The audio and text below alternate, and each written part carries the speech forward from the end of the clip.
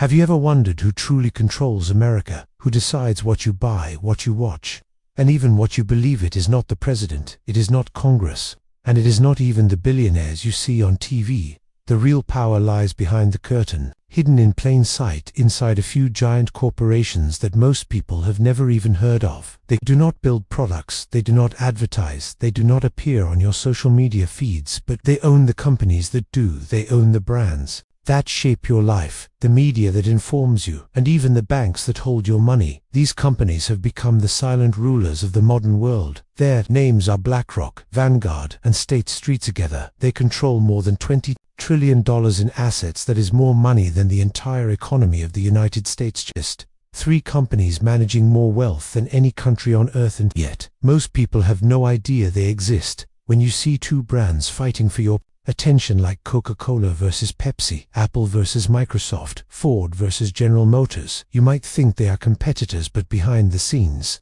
the same invisible hands are pulling the strings. BlackRock and Vanguard both hold major shares in all of them. They win no matter who lose. Zevon Airlines, that seem to compete fiercely, share the same investors, meaning true competition barely exists at the top.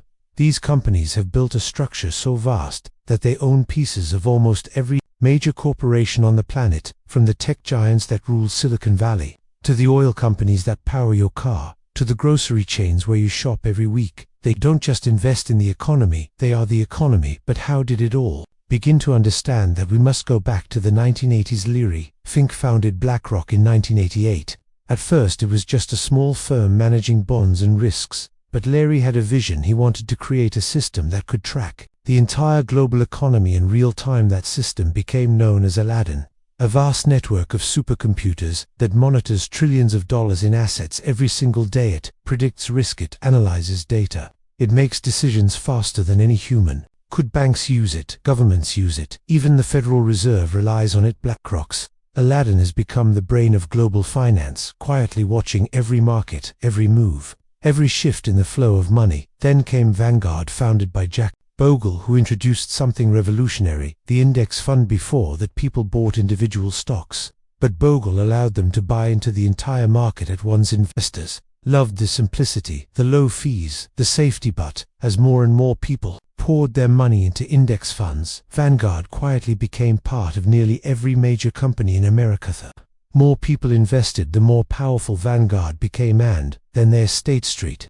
the oldest of the three. It manages government pensions, university funds, and retirement savings. Together, these three companies built an empire, not through war or politics, but through trust. They now control huge voting power in over 80% of all major American corporations. That means they influence who becomes CEO, who sits on the board, and what direction companies take. When you hear about a company making a new policy or changing its strategy, it is often these firms behind the decision. They have the power to guide entire industries with a single vote. This isn't illegal, it's just how the system works. They manage the world's investments, and through that they have become the most powerful private institutions on earth. But here's where the story becomes even more mysterious. BlackRock, Vanguard, and State Street own everything. Who owns them? The answer is complicated. Vanguard is owned by its shareholders, which sounds democratic, but those shareholders are often other large institutions, including BlackRock and State Street themselves. BlackRock is also partially owned by Vanguard and other investment firms. A closed circle, a network of ownership so complex that it's almost impossible to know who really holds the power. It's not a conspiracy, it's just the design of modern finance, a self-sustaining web where money feeds money and control feeds control. And because these firms are trusted by governments and corporations, their influence continues to grow.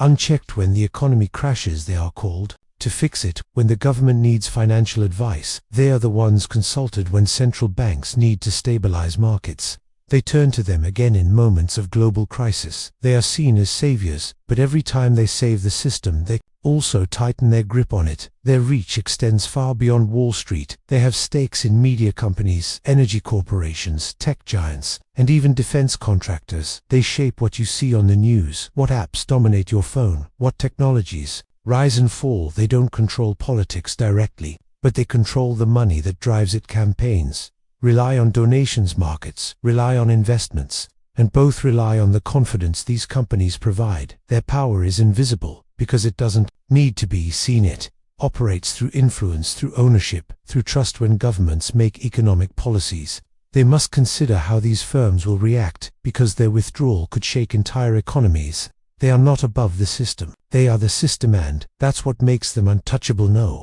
one can regulate them fully, because they are too essential to the global economy. One of them falls the mark.